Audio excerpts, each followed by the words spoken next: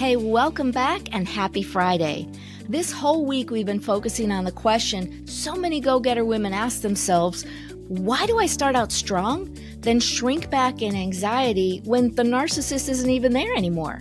Now, we went through 4 different problems this week on Monday through Thursday, and let me just review those really quickly for you because now we're going to go into 3 steps we can do. So on Monday, the problem was that you're trying to get back to, air quotes, normal you, but you can't find her. And, hint, it's because she's not there anymore, and that's okay.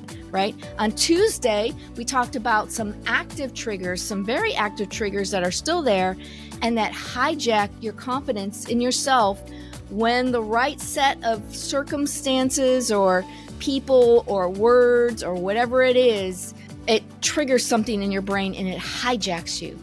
On Wednesday, we looked at a big misbelief that's causing you to self-sabotage.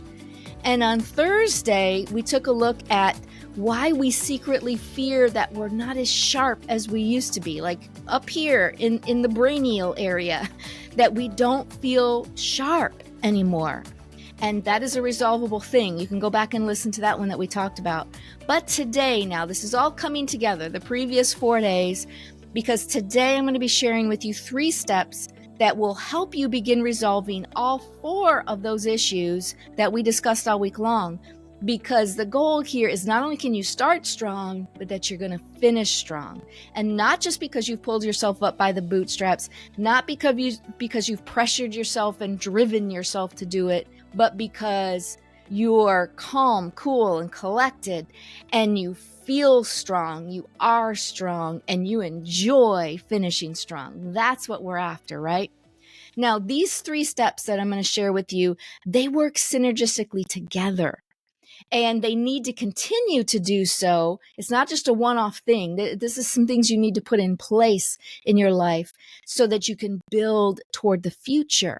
Okay, we don't want to just sort of hang here just getting by in spite of everything that's happened. No, the goal here is that you are healed. You do the housekeeping necessary, that you're healed and you're whole, and you can move forward and you can create a better, brighter future than you ever thought was possible for you as a result of how you've grown from what you've been through, right? That's how God works all things together for good, as he mentions in scripture, and how you overcome that what was intended for evil to harm you, to destroy you, has actually been the very thing that has slingshotted you into this amazing future where you have kingdom impact that you're living out, right? Okay, so are you ready for this? Step 1 is to restore your physical foundations. Because the chronic stress of what you've been through during the narcissist, maybe from things growing up, and even currently now when you're struggling with this, that chronic stress, it takes a huge physical toll. So like we talked about earlier this week, you're going to need to work on rebuilding your immune system. You're going to need to get your gut healthy again. So you may need to take a look at what you're eating. And sometimes we can get into a bad spiral here because we're fatigued, we're stressed, and so we're just grabbing whatever's convenient in the moment. And that might be the very thing contributing to immune system dysfunction and gut dysfunction that is, spinning off this whole constellation of physical issues. So that's what we need to take a look at right there. I'd also encourage you, if you haven't already, research adrenal fatigue. You'll find all kinds of information about this online. There's lots of YouTube videos that talk about adrenal fatigue, what it is, what the symptoms of it are, and what you can do to start turning things around. It's not a quick fix, but there are some ways to do it. And I'm not talking drugs. I'm not a fan of big pharma whatsoever. I prefer to do things as naturally as possible because you get the best outcome in the long run and you prevent all these other problems that go along with it. So there's a lot of information out there on adrenal fatigue.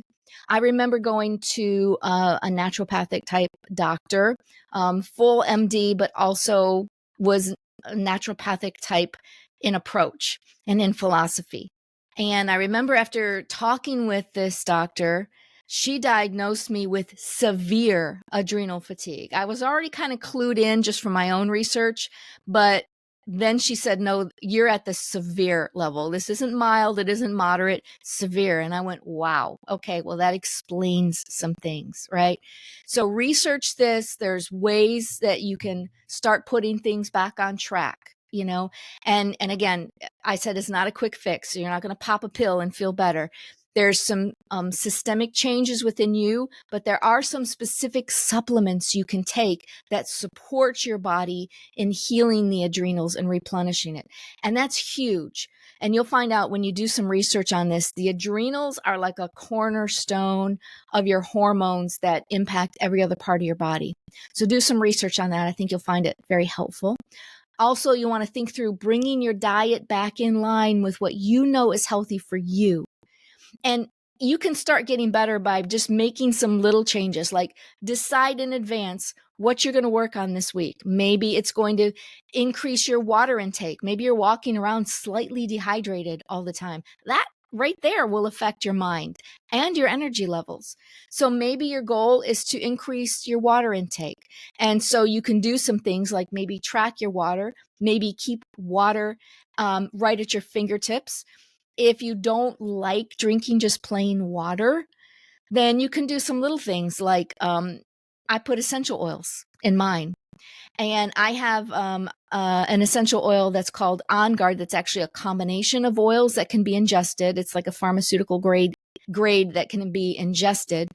And so I'll just put a drop or two of that in my oil. And I like that. There's like clove and some different flavors that I find pleasant personally that I do that. But you might be able to just like squeeze a lemon in there or pop a lime in there, whatever you want. Throw some strawberries and just kind of infuse it. Take a handful of blueberries and just very lightly squish them and toss them in your water just to flavor it. You know, so there's lots of things you can do to make drinking water pleasant.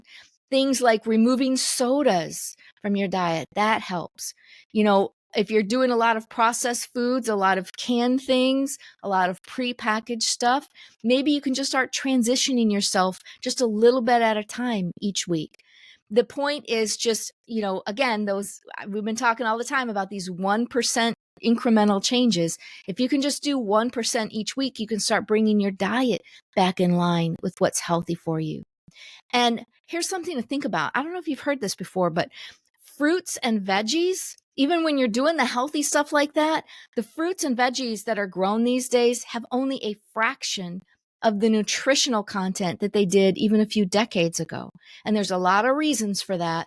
But the bottom line is we can be eating healthy and still not have the right level of nutrients that we need. So that's why supplementation is important. Do your homework on what supplements you think you need and what are good sources of supplements. Not all supplements are created equal, you know, so be as natural as possible. Some vitamins and supplements are actually petroleum based, like yuck. That's not what you want to do. So you want to get as much whole food nutrition as possible. So you can do your own research on that. Another thing you might want to do is up your self-care game. Up your self-care game, which that might look like you carve out time to give yourself a 15-minute cat nap frequently throughout the week. Maybe it is you spend more time in nature. Maybe you spend some time sitting in the sunshine. Maybe you go out and take some walks. You know, maybe your self-care game is to take care of yourself by getting a new haircut or doing your nails or soaking in a tub of Epsom salts with just some soft music playing. Whatever it is, what works for you. Maybe your self-care game is taking up a hobby.